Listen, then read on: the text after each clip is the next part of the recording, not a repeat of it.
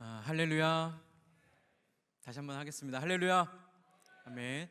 오늘도 하나님 말씀 들을 때에 이 말씀이 사람의 말이 아니라 살아계신 하나님의 말씀으로 들려지는 그러한 축복이 있길 주님의 이름으로 축복합니다. 여러분, 오늘은 예배자의 세 가지 변화라는 말씀 제목 가지고 여러분과 함께 하나님 말씀 나누도록 하겠습니다. 여러분, 느헤미야와 이 백성들은 52일 만에 이 성벽을 완성하게 되죠. 근데 이 52일은 상당히 짧은 기간입니다.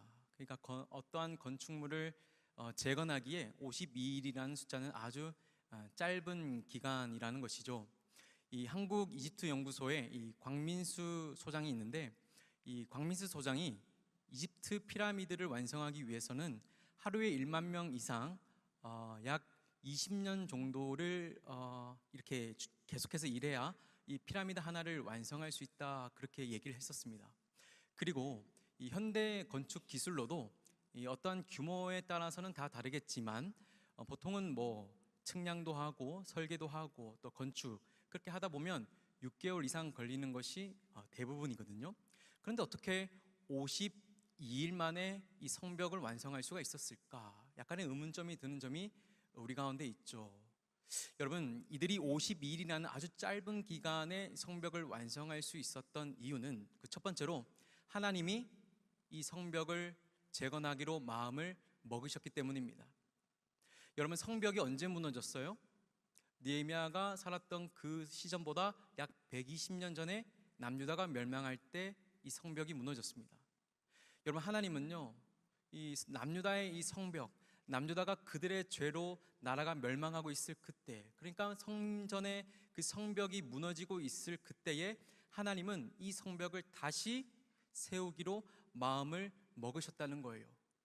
그렇다면 하나님이 그들이 120년 전에 그들의 죄로 멸망하고 있을 때에 다시 이 성전과 성벽을 재건하기로 마음 먹으셨다는 그 증거가 어디에 있는가? 그것은 바로 느헤미야와 백성들이 돌아와서 성벽을 지으려고 할 때, 다시 재건하려고 할 때에 그 모든 벽돌들이 어떻게 했다고요? 제자리에 남아 있었다는 거예요. 여러분, 고대에 이 벽돌이라고 하는 것은 상당히 귀한 건축 자재입니다. 그렇기 때문에 나라가 멸망하고 나면 어때요? 주변 민족들이 와서 그 벽돌을 가져가는 게 다 대부분이라는 거예요. 그런데 어때요, 여러분? 120년이 지났는데 벽돌이 제자리에 있었다는 거예요. 왜냐? 하나님이 지키고 계셨기 때문에. 그래서 돌아온 백성들은 이 제자리에 그대로 남아있는 이 벽돌을 다시 쌓아 올리기만 하면 되는, 조금 다듬거나 조금 수정해서 쌓아 올리기만 하면 되었기 때문에 며칠 만에 완성되었다고요? 52일 만에 완성할 수가 있었다라는 거예요. 여러분, 하나님이 벽돌 한 장까지도 지키고 계셨다라는 것을 통해서 우리는 무엇을 알 수 있습니까? 우리는 벽돌보다 훨씬 귀한 우리를 하나님은 지키시고 보호하신다는 거예요. 여러분, 벽돌이 귀합니까? 귀할 수 있죠.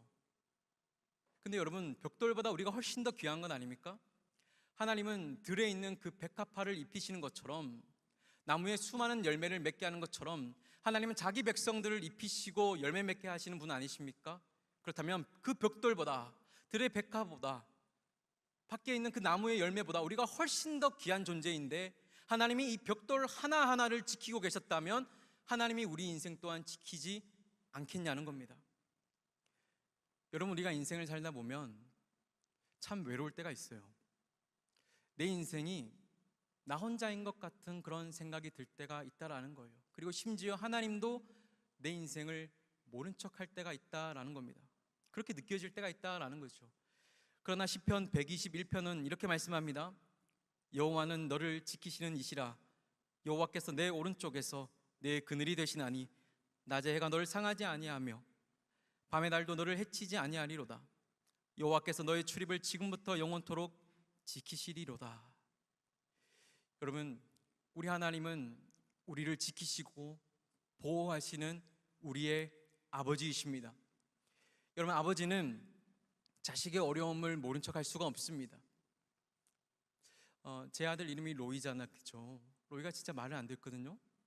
근데 로이가 얼마 전에 의자에서 떨어졌어요.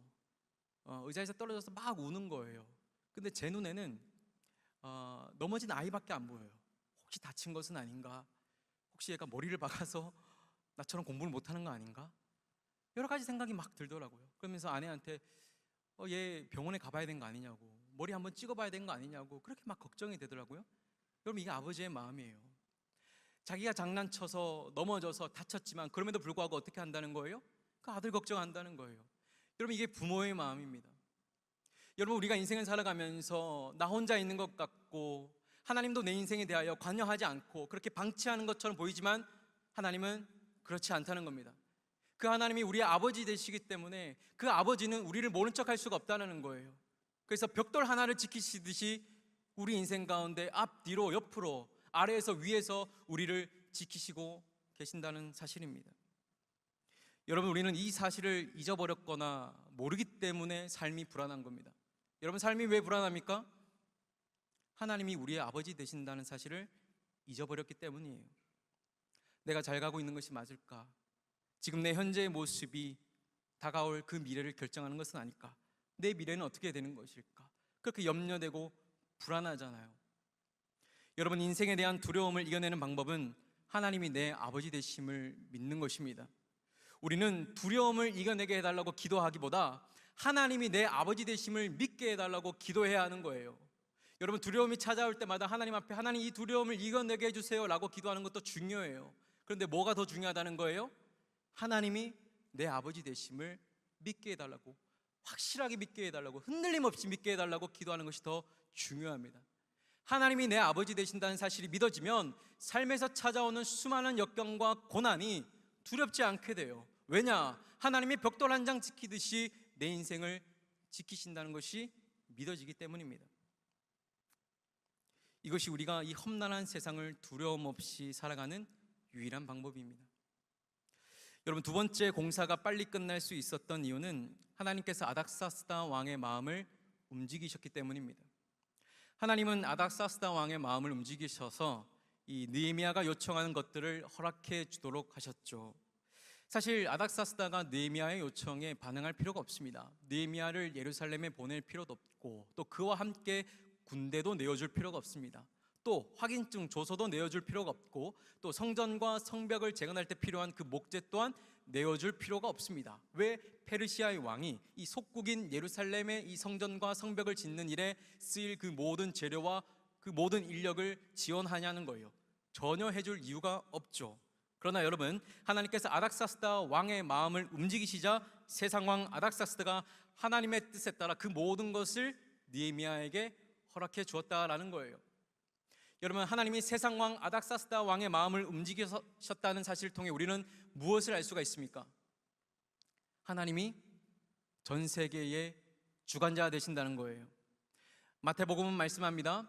참새 2마리가 한 아사리온에 팔리는 것을 너희가 알지 아니하느냐?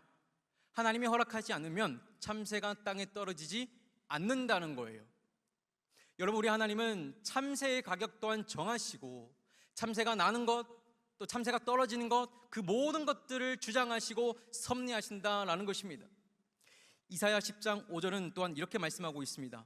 아수르 사람은 화 있을진저 그는 내 진노의 막대기요 그 손의 몽둥이는 내 분노라. 여러분, 하나님은 죄범한 북이스라엘을 징계하기 위하여서 누구를 사용하시는가? 아수르 왕을 사용하셨다라는 거예요. 아수르 왕은 하나님을 모르거든요. 아수르 왕은 하나님에 대해 전혀 알지 못하는 자입니다. 그런데 하나님은 자기 백성 이 북이스라엘을 징계하시고 심판하기 위하여서 누구를 사용하시는가? 세상 왕 아수르의 왕을 사용하시다라는 거예요. 여러분, 하나님은 말씀하십니다. 이 아수르 왕은 내 몽둥이다, 내 막대기다, 내 도구이다 라고 그렇게 말씀하고 계시다는 거예요. 많은 이들이 하나님이 세상을 주관하시는 주관자이시다 라고 그렇게 교회 안에서 많은 고백들은 할 수가 있습니다. 그러나 여러분, 사실 그 사실을 잘 믿지 못해요. 그래서 세상과 하나님을 분리해 놓기도 하고 또 하나님은 세상에서 전혀 자신의 어떤 그 능력을 발휘하지 못하시는 그러한 분으로 치부하기도 합니다. 여러분, 본문의 말씀을 보면 하나님은 자신을 알지 못하는 아닥사스다 왕의 마음을 움직여서 느헤미야가 성전을 재건하기에 필요한 모든 것들을 지원받게 하셨습니다. 여러분, 우리 삶도 마찬가지입니다. 여러분들의 삶 속에 하나님의 손이 미치지 않는 곳이 단 한 군데도 없습니다. 하나님은 우리 회사의 사장님 마음을 충분히 움직일 수 있는 분이시고, 교수님과 면접관들의 마음을 하나님의 뜻에 따라 움직일 수 있는 그러한 분이십니다. 여러분, 이 사실을 믿으시기 바랍니다. 할렐루야. 여러분, 곧 수련회가 다가오지요. 제가 이제 몇몇 청년들 만나서 수련회 신청했나요? 이렇게 물어보니까 신청을 했대요. 근데 코멘트가 좀 달리더라고요. 어떤 코멘트였냐면, 목사님, 믿음으로 신청했습니다. 그게 무슨 말이에요? 사실 지금 휴가 낼 수가 없는데 그냥 믿음으로 신청했다는 거예요. 너무 좋았어요. 그래서 좋다고, 잘했다고, 같이 기도하겠다고 그렇게 얘기를 했습니다. 여러분, 우리가 여건이 안 됨에도 불구하고 그럼에도 믿음으로 신청을 해놓았잖아요. 그럼 이제 우리가 해야 할 것은 무엇입니까? 하나님이 세상 왕 아닥사스다 왕의 마음을 움직이셨던 것처럼 저의 이러한 결단이 하나님 보시기에 좋게 여겨지신다면 회사 사장님, 학교 교수님, 알바 사장님의 마음을 움직여 주셔서 하루 정도 빠질 수 있도록 상황과 마음을 움직여 달라고 기도하는 겁니다. 여러분, 우리는 기도할 때 말씀에 근거해서 기도해야 합니다. 하나님이 아닥사스다 왕과 또 아시리아 왕의 마음을 움직이셨던 것처럼 수련회를 통해 말씀을 듣고자 하는 제 마음을 하나님 기뻐하신다면 내 모든 상황과 여건을 열어달라고 그렇게 기도하는 겁니다. 바라기는 여러분들의 기도가 이러한 말씀을 바탕으로 기도할 수 있는 여러분 되길 주님의 이름으로 축복합니다. 일단 믿음으로 신청해요. 그리고 하나님께 기도하는 겁니다. 하나님이 내빼지 못하도록 말씀을 들이미는 거예요. 하나님, 아닥사스다 왕의 마음을 움직였잖아요. 하나님, 아닥사스다 세상 왕 아니에요? 하나님, 그리고 아수르의 왕이 하나님의 도구라면서요. 하나님은 찬새 한 마리의 그 가격도 정하신다면서요. 하나님은 들녘에 있는 그 꽃도 입히신다면서요. 하나님, 말씀 듣고 싶어요. 3박 4일 말씀 듣고 싶습니다. 하나님, 일단 믿음으로 신청했는데 제 사정 아시잖아요. 하나님, 이건 조건을 봤을 때 안 되는 거 아시잖아요. 하나님, 어떻게 하면 좋아요? 하나님이 그들의 마음을 움직여서 그 기적의 역사를 이뤄내셨던 것처럼 하나님, 제 학교의 교수님, 또 알바 사장님, 회사 팀장님, 회장님, 사장님의 마음을 움직여달라고 여러분 말씀 붙잡고 기도해야 하는 겁니다. 여러분, 말씀 붙잡고 기도할 수 있길 주님의 이름으로 축복합니다. 그리고 하나님께 맡겨드리는 거예요. 그리고 하나님이 어떻게 하실지를 맡겨드린 겁니다. 그럼 우리 마음이 편해요. 우리 마음이 편한 겁니다. 왜냐하면 하나님이 하시겠다 하시면 하시는 거고, 또 하나님이 다음이라고 말씀하시면 다음이 되는 거예요. 하나님 우리에게 말씀하십니다. 수고하고 무거운 짐진 자들아 다 내게로 오라. 이게 우리가 결정하지 말고 우리 스스로 어깨에 무거운 짐을 지지 말고 어떻게 하라는 거예요? 하나님께 드리라는 겁니다. 내가 할 수 있는 부분들을 하고 나머지 내가 할 수 없는 부분들을 하나님께 드려서 하나님이 그 일을 해결할 수 있도록 그 일을 맡겨드리라는 말씀이에요. 우리는 세상을 너무 크게 볼 때가 있어요. 우리 회사의 사장님 크죠? 얼마나 존경스럽습니까? 우리 교수님 너무 존경스럽죠. 정말 배우고 싶은 분이에요. 그런데 여러분, 우리는 그 세상을 너무 크게 볼 필요가 없습니다. 왜냐하면 하나님이 이 모든 세상을 다스리시고 주관하고 계시기 때문입니다. 그러기에 여러분, 세상은 두려움의 대상이 아니라 하나님의 통치 아래에 있는 이 창조물임을 기억하십시오. 세상이 두려움이 대상이 된다면 그것은 또한 우상이 됩니다. 여러분, 세상이 두렵잖아요? 그럼 그것 또한 우상이에요. 어디 나무 밑에 가가지고 절을 해야만 그게 우상 숭배가 아니에요. 돈을 사랑함도 우상이고, 또 세상을 넘지 못할 두려움의 대상으로 보는 것 또한 우상 숭배입니다. 자, 그렇게 성벽 공사가 끝났는데 하지만 백성들은 어떠한 만족감을 누리기보다, 이 성벽이 완성됐는데 만족감을 누리기보다 영적 허기와 갈급함을 호소했습니다. 이들은 왜 영적으로 갈급했던 것일까? 그 이유는 이 외형적인 완성만으로는 이 신앙의 공허함과 그 갈급함을 채울 수가 없기 때문이에요. 외적인 부분이 완성됐다고 해서 내 어떤 영적인 갈급함과 만족이 채워지지 않는다는 거예요. 하나의 예시를 들면 여러분들이 바라고 있는 것들의 어떤 기도 제목이 있을 거예요. 뭐 입시가 있을 수도 있고, 또 취직이 될 수도 있고, 뭐 결혼이 될 수도 있고, 여러 가지 건강들이 될 수 있겠죠. 이건 다 외적인 겁니다. 이 외적인 것들이 기도가 이루어진다고 해서 우리의 영적 갈급함이 채워질까요? 그렇지 않습니다. 이런 부분들이 순간의 기쁨과 감사가 있지만 사실은 그 과정을 이뤄가는 과정을 통해서 더 기쁜 거거든요. 이 백성들도 마찬가지였어요. 이 성벽을 완성하고 나서는 어떠한 만족감보다는 영적 허기짐이 더 컸다라는 겁니다. 여러분, 많은 이들이 교회 공동체 안에서 이 겉모습을 갖춘 일에 많은 에너지를 쏟고 있어요. 목회자로서 마음이 가장 아플 때가 바로 이럴 때입니다. 우리의 영적인 이 공급함은 외적인 것으로 채울 수 없는데 다들 외적인 부분에만 관심을 쏟는다라는 거예요. 이 예배가 얼마나 화려하게 드려지고 있는가, 얼마나 잘 준비되어지고 있는가를 놓고 만족함을 얻으려고 하는 겁니다. 그러나 여러분, 영적 갈급함은 철저하게 내적인 부분으로 충족되어야 됩니다. 그 내적인 충족은 하나님 말씀밖에 없습니다. 삶이 갈급할 때, 영적으로 공허할 때 자꾸만 외적인 것으로 채우려고 하지 말고 하나님을 가까이해서 하나님이 오늘 내게 뭐라고 말씀하시는가를 찾을 수 있는 여러분 되길 바랍니다. 자, 그렇다면 하나님은 왜 성벽을 재건하라고 하신 것일까? 이 성벽 없이 갈급함만 주셔도 되잖아요. 근데 하나님은 왜 이 성벽을 완성하게 하고 나서 갈급함을 주신 것일까? 앞서 집으로 돌아간 백성들이 예루살렘으로 다시 돌아왔다고 그렇게 말씀을 나누었습니다. 그들이 예루살렘으로 다시 돌아온 이유는 하나님이 그들을 갈급하게 하셨기 때문인데, 갈급한 그들은 말씀을 찾았고 말씀에 대하여서 반응했습니다. 이것을 다시 정리하면 하나님은 집으로 돌아간 백성들을 갈급하게 하셔서 그들로 성전을 중심으로 하나님을 예배하는 예배자로 회복하기 위하여서 성전을 재건하였다는 거예요.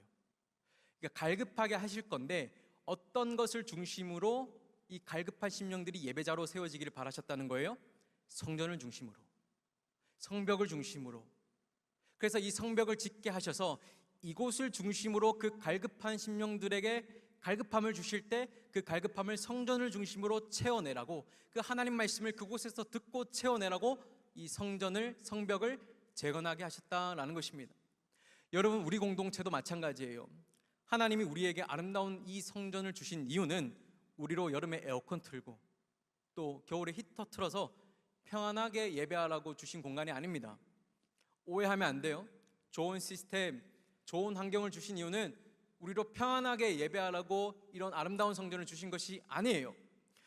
이곳 성전을 중심으로 예배하는 그러한 갈급한 심령으로 살아내라고 이 아름다운 성전을 우리에게 허락해 주신 것입니다. 그러니 여러분, 이곳은 철저하게 하나님을 예배하는 곳이 되어야 합니다. 내 삶의 어떠한 궁핍함, 이루지 못한 꿈들을 실현하는 곳이 아니라, 또 내가 세상에서는 할 수 없는 부분들을 그래도 교회니까 맘대로 할 수 있어서 그 어떤 꿈을 실현할 수 있는 장소가 아니라, 이곳은 갈급한 영혼들이 하나님을 예배하기 위하여서 허락된 장소라는 것입니다. 그렇다면 여러분, 하나님은 이들을 어떻게 예배자로 회복해 나가시는가? 오늘은 하나님이 자기 백성을 예배자로 회복시키기 위하여 일으키신 세 가지 변화에 대해서 나누고자 합니다. 그 첫 번째가 무엇이냐면, 하나님은 우리 안에 말씀에 대한 갈급함이 끊어지지 않도록 변화시킨다는 거예요. 하나님이 예배자로 회복시키시는데 그 첫 번째는 우리 안에 하나님 말씀에 대한 그 갈급함이 끊어지지 않게 한다라는 것입니다. 느헤미야 9장 1절 말씀을 보시면 그달 스무 나흘 날에 이렇게 시작하는데, 그달 스무 나흘 날에는 몇 월 며칠을 뜻하냐면 7월 24일을 뜻합니다. 이 백성들은요, 여러분 7월 초에 지금 예루살렘으로 돌아왔습니다. 그리고 지금 며칠 동안 지금 예루살렘에 있는 거예요? 24일 이상을 예루살렘에 머물고 있는 것입니다. 우리가 수련회를 3박 4일을 하는데 3박 4일 시간 내기가 쉽습니까? 어렵습니까? 3박 4일 시간 내기도 쉽지 않습니다. 그런데 이들은 며칠 동안 있었다는 거예요? 24일 이상을 지금 예루살렘에 머물고 있다라는 거예요. 그렇다면 이들은 왜 집으로 돌아가지 않고 계속 예루살렘에 머물고 있는 것일까? 그 이유는 하나님이 그들의 갈급함을 멈추지 않으셨기 때문입니다. 여기서 핵심이 무엇이냐면, 하나님이 그들을 예배자로 회복시키기 위하여서 그 갈급함을 멈추지 않으셨다는 겁니다. 하나님이 나를 예배자로 회복하고 계신다는 증거가 무엇입니까, 여러분? 하나님이 여러분들을 예배자로 회복시키고 계신다는 그 증거가 무엇이에요? 하나님 말씀에 대한 그 갈급함이 계속해서 이어진다라는 겁니다. 하나님으로부터 시작된 이 갈급함은 어느 날 한 번 그렇게 일어나는 갈급함이 아니라 계속해서 하나님을 찾을 수밖에 없도록 하시고 일상의 일들이 손에 잡히지 않을 만큼 하나님을 찾게 하신다라는 거예요. 그래서 백성들이 24일이 넘는 시간 동안 예루살렘을 벗어나지 않았던 겁니다. 자기들 의로, 그냥 자기들 생각에 예루살렘에 있는 것이 좋아서 남은 것이 아니라 하나님이 계속해서 그들을 갈급하게 하셔서 일이 손에 잡히지 않게 하시고 옮겨가지 않게 하시고 또 집으로 돌아가지 않게 하셔서 그들로 하나님 말씀을 계속해서 듣게끔 하셨다라는 것입니다.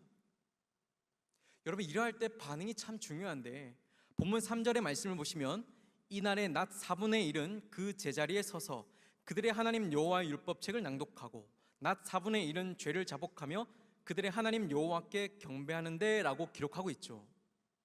여러분, 하나님이 그들을 갈급하게 했습니다. 그리고 24일이 넘는 시간 동안 하나님 말씀을 계속해서 듣고 있어요. 근데 이들의 반응이 어떻습니까? 그 넘쳐나는 이 갈급함의 에너지를 어떻게 쓰고 있어요? 하나님 말씀을 듣는 일에 그 에너지를 맞바꾸고 있다라는 거예요.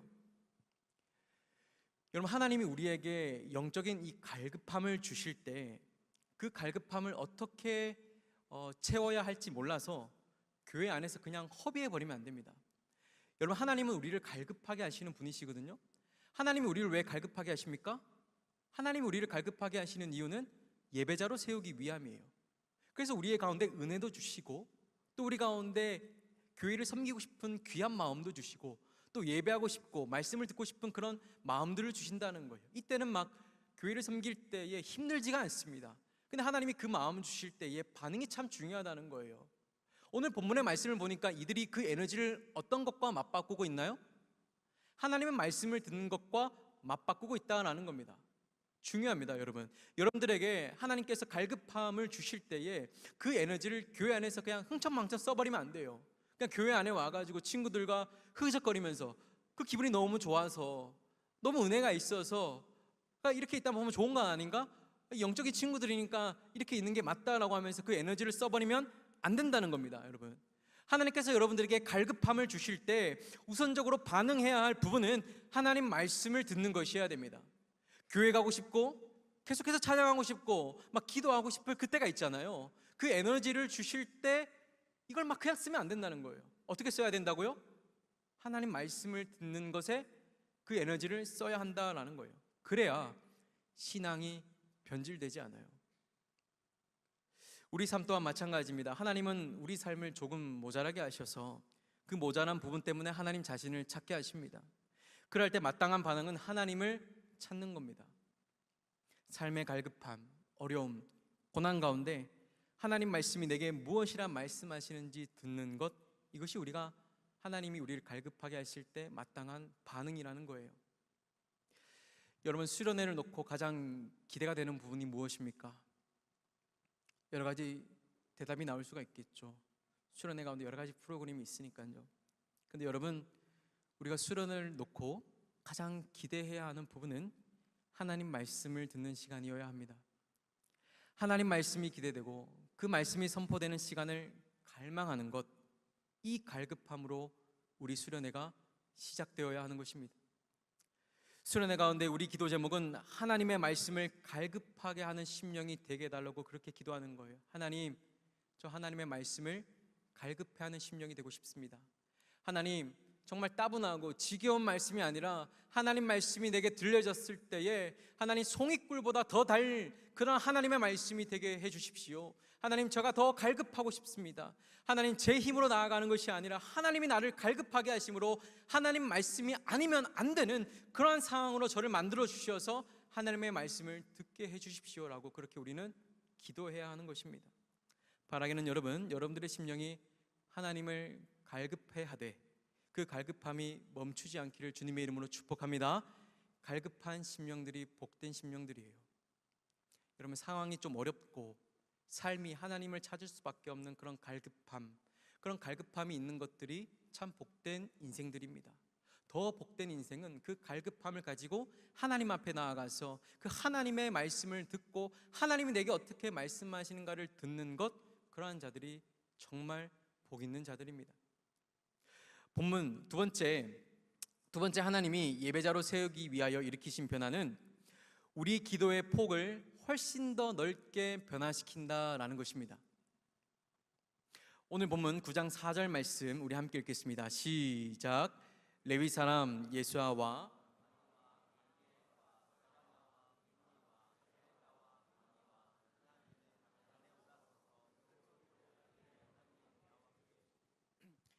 그들의 하나님 여호와께 부르짖고 본문을 보시면 본문 4절은 누가 기도하고 있는 것이냐면 제사장이 기도하고 있는 것입니다. 여러분 제사장은 누구가 할 수 있습니까?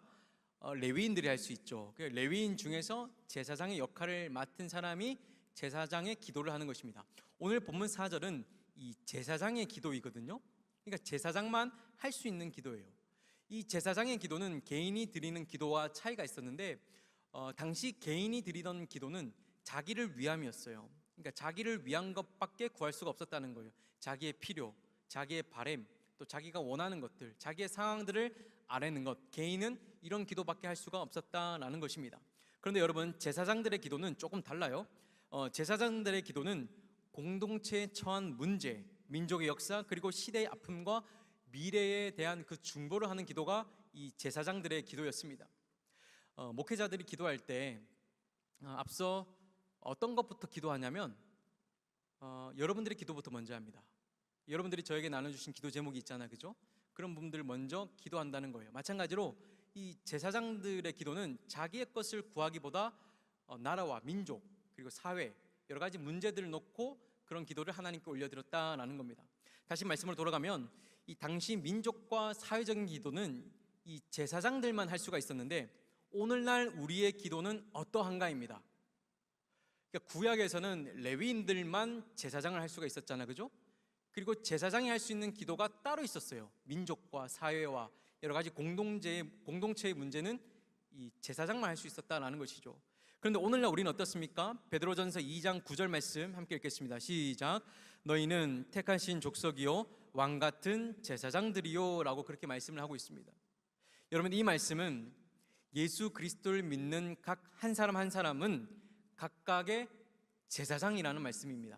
그러니까 저나 여러분 모두가 예수 그리스도를 믿음으로 뭐가 되었다는 겁니까? 왕 같은 제사장이 되었다라는 거예요. 그래서 개인적인 기도만이 아니라 공동체와 이웃 그리고 사회를 놓고 기도하는 자녀들이 되게 하셨다라는 겁니다. 그러니까 기도의 폭을 훨씬 더 넓게 만들어 주셨다라는 거예요. 하나님은 우리가 왕 같은 제사장으로서 세상과 타인의 아픔을 품고 기도하기를 원하시죠. 또한 지구 반대편의 상황을 놓고 기도하기 또한 바라시고 계십니다. 여러분 예수님의 기도를 한번 돌아보십시오. 예수님은 자기를 위함보다 타인을 위한 기도를 드리셨습니다. 십자가에 달리신 예수님의 기도는 어떻습니까? 자기를 조롱하고 자기를 때리는 그 군인들을 향해서 어떻게 했습니까? 하나님, 저들이 하는 일을 알지 못합니다. 하나님, 저들을 불쌍히 여겨 주십시오라고 어떻게 해요? 자기보다 다른 사람, 그 이웃을 위해서 기도하셨던 예수님이라는 거예요. 이처럼 하나님은 우리의 기도를 그 기도의 폭을 넓히시기를 원하신다는 것입니다. 여러분 한나의 기도 아시죠? 한나는 하나님 앞에 나와서 기도했습니다. 왜요? 브닛나와 아들을 낳는 경쟁을 하고 있었거든요. 아들을 낳지 못한 한나는 하나님 앞에 나와서 엉엉 울게 됩니다. 하나님 아들을 주십시오. 아들을 주십시오. 그렇게 개인적인 기도에 그렇게 한계에 부딪혀 있어요. 그때 하나님이 한나로 하여금 하나님 자신의 마음을 알게 하시죠. 이 사사기 시대에 하나님의 말씀을 전할 자가 없어서 그렇게 백성들이 자기 소견에 옳은 대로 살아가는 그때에 하나님이 하나님 자신의 말씀을 전할 아들을 찾고 계신다는 그 사실을 알게 됩니다. 그러자 한나의 기도 제목이 어떻게 바뀝니까? 브닛나와의 그 경쟁에서 아들을 많이 낳아야지라는 그 기도 제목에서 하나님 아들을 주시면 하나님께 드리겠습니다 라는 그 기도 제목으로 바뀌게 되죠. 왜요? 하나님이 한나의 기도폭을 훨씬 더 넓게 가져가셨기 때문입니다. 개인적 기도를 하던 그 한나의 기도 제목에서 민족과 그 민족의 아픔 또한 하나님의 말씀을 전할 수 있는 그러한 하나님의 뜻을 이루는 그 기도 제목으로 그 폭을 넓혀 가셨다라는 것입니다. 여러분 수련회에 참여를 놓고 내 현실적인 기도를 하는 것도 참 중요합니다. 아까 나눴던 대로 하나님 제가 지금 일단 믿음으로 신청을 했고 이렇게 기도를 하려고 합니다. 하나님 제 상황을 여건을 열어주십시오라고 우리가 그렇게 기도하잖아요. 또 여러분들이 삶에서 여러분들의 기도 제목이 다 있을 겁니다. 내 삶이 급해서 내 것부터 이렇게 구할 때가 있는데 근데 여러분 하나님은 우리의 기도의 폭을 훨씬 더 넓혀 가세요. 그리고 하나님은 우리로 하여금 어떻게 기도하기를 원하시냐면 하나님 제 기도 제목이 있지만 잠깐 있다가 나중에 할게요. 하나님 먼저 기도할 게 있어요. 하나님 제 친구가 있는데 회사 사장님이 휴가를 주지 않아서 휴가를 그때 못 쓰게 해서 수련회를 참석하지 못한다고 합니다. 하나님, 제 친구를 불쌍히 여겨주십시오. 하나님, 그 회사를 축복해 주십시오. 하나님, 제가 알고 있는 이 청년이 하나님 아픈 가운데 있습니다. 육체적 질병과 여러 가지 어려움들이 있는데 또 재정적인 어려움이 있는데 하나님, 이 친구를 구별 살펴주십시오. 하나님, 제 것을 먼저 해주기 전에 하나님 원하신다면 이 친구의 기도 제목을 먼저 들어주십시오라고 하나님은 그렇게 하기를 원하신다라는 거예요. 하나님은 여러분, 우리의 기도의 폭을 넓히셔서 참된 예배자로 회복하십니다. 나만을 위한, 나를 위한 내 기도 제목이 먼저였던 나를 하나님은 이제 왕같은 제사장이 되게 하셔서 어떻게 하신다는 거예요? 나라와 민족과 내 친구와 이웃을 위해서 기도하는 기도자, 그러한 예배자가 되게 하신다라는 것입니다. 그럴 때 여러분 이 사실을 깨닫고 순종하여 내 기도만 할 것이 아니라 하나님이 세우신 왕같은 제사장으로서 세상과 이웃과 친구들을 품고 기도할 수 있는 여러분 되길 주님의 이름으로 축복합니다. 하나님이 예배자로 세우기 위하여 일으키신 세 번째 변화는 하나님을 머리로만 아는 것이 아니라 하나님을 경험케 하신다는 거예요. 하나님이 지금 이 백성들을 다시 예루살렘으로 모아놓고 24일 동안 말씀하고 계시잖아요. 첫 번째는 말씀에 대하여서 그 갈급함이 끊어지지 않게 하셨어요. 두 번째는 그 기도의 폭을 넓혀 가셨어요. 그리고 마지막 세 번째는 무엇이냐면 지식으로만 아는 하나님이 아니라 경험된 하나님이 되게 하셨다라는 겁니다. 오늘 본문 9장 6절 말씀 우리 함께 읽겠습니다. 시작. 오직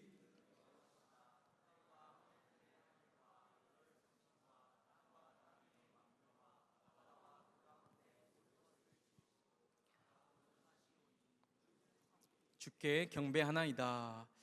말씀을 보시면 지금 이 백성들은 지금 24일째 머물면서 하나님이 어떤 하나님이신가에 대해서 고백하고 있거든요. 근데 여러분, 이들이 고백한 하나님은 이전에 지식으로 고백된 하나님이 아니라 오늘 본문에 고백된 하나님은 실제 그들이 경험된 하나님이었습니다. 여러분, 경험된 하나님이란 무엇입니까? 경험된 하나님이란 말씀으로만 듣던 하나님이 실제 내 삶에 나타난 것을 말합니다. 여러분, 다윗을 예로 들 수가 있겠죠. 다윗은 사울을 피해 수십 년 동안 피해 다닙니다. 그리고 죽을 고비를 여러 번 느끼게 되죠. 여러 번 넘겨가게 됩니다. 그때마다 하나님은 다윗을 어떻게 하셨습니까? 하나님은 다윗을 지키시고 약속하신 그 말씀을 성취해 가셨습니다. 여러분, 그것을 통해 다윗은 이렇게 고백합니다. 시편 32편 7절 말씀입니다. 주는 나의 은신처이오니 환난에서 나를 보호하시고 구원의 노래로 나를 두루시리이다.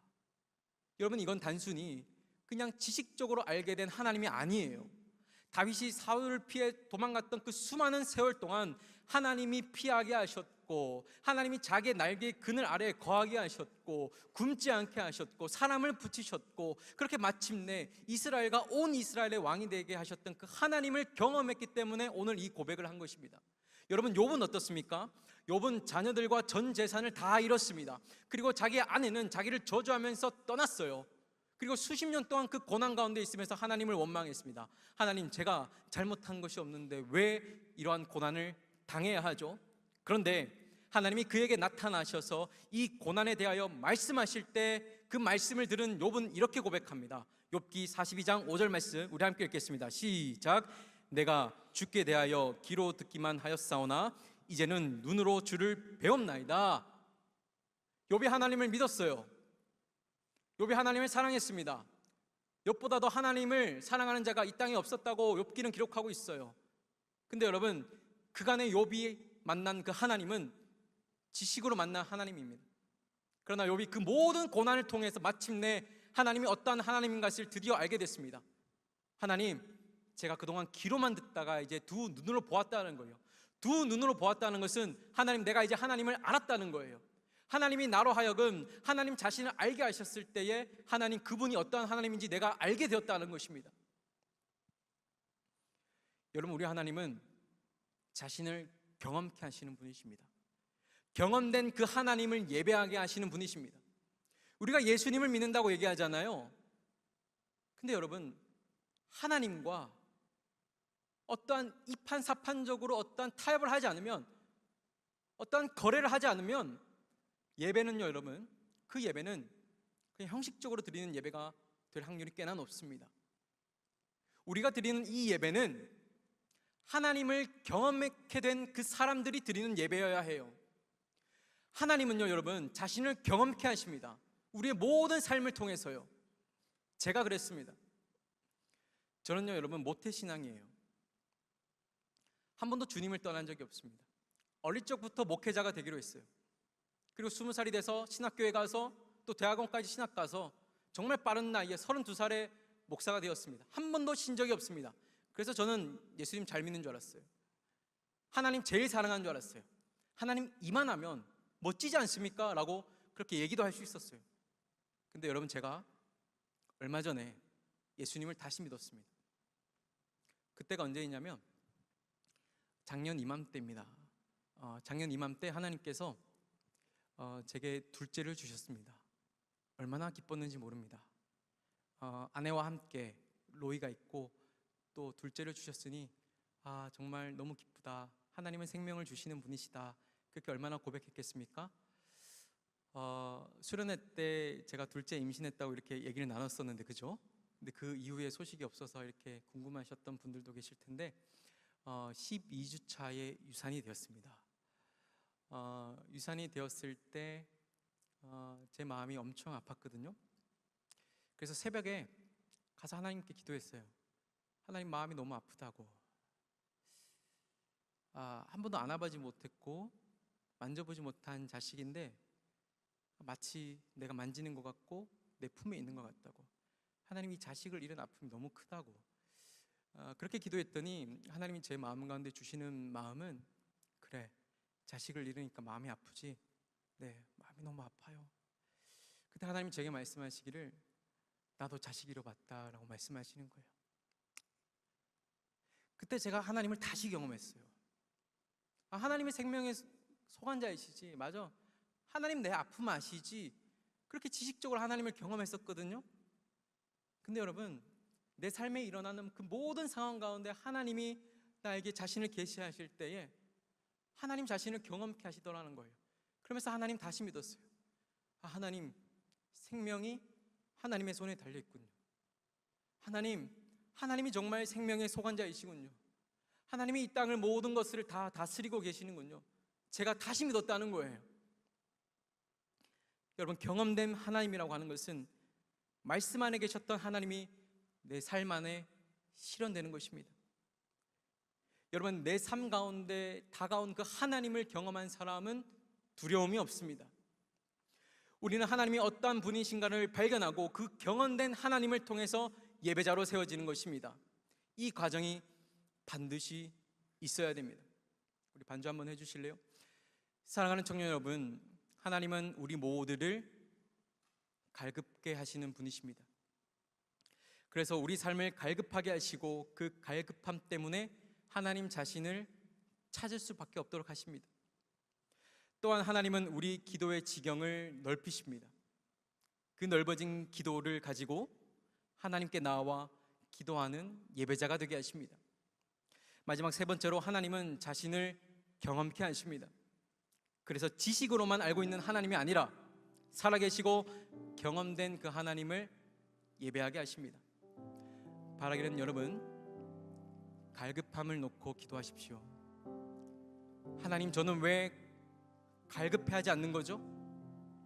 하나님, 저에게도 하나님 말씀에 대한 갈급함을 허락해 주옵소서. 하나님, 저도 갈급해하고 싶습니다. 하나님, 저도 인위적으로 신앙생활을 하는 것이 아니라 하나님이 24일 이상을 백성들을 붙잡아 두셨던 것처럼 하나님, 저도 하나님께 붙들린 바 되어서 하나님 말씀을 갈급해하고 도저히 어떻게 할 수가 없어서 하나님 말씀을 듣는 것 외에 다른 것 하기 싫어서 그렇게 주님께 온전히 하나님 그렇게 묻히고 싶습니다. 하나님의 날개 그늘 아래 그렇게 감싸지고 싶습니다. 하나님, 제게도 갈급함을 허락해 주십시오라고 그렇게 기도할 수 있는 여러분 되었으면 좋겠습니다. 그리고 여러분 또 기도하십시오.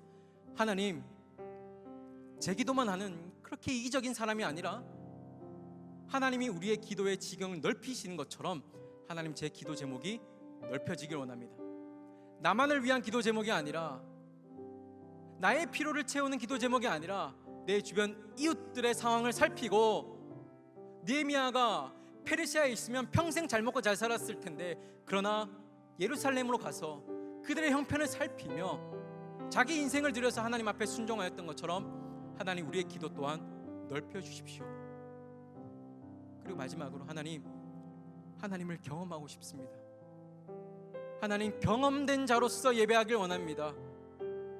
날마다 주일 예배가 돌아와서 그렇게 어쩔 수 없이 교회 가야 되니까 예배하는 자들이 아니라 내 삶에 역사하셔서 말씀 안에 계셨던 그 하나님이 내 삶 가운데 실천되어서 그 살아계신 하나님으로 그렇게 반응하면서 그 경험된 하나님을 예배하는 우리가 되게 해달라고 그렇게 기도할 수 있는 여러분 모두가 되기를 주님의 이름으로 축복합니다.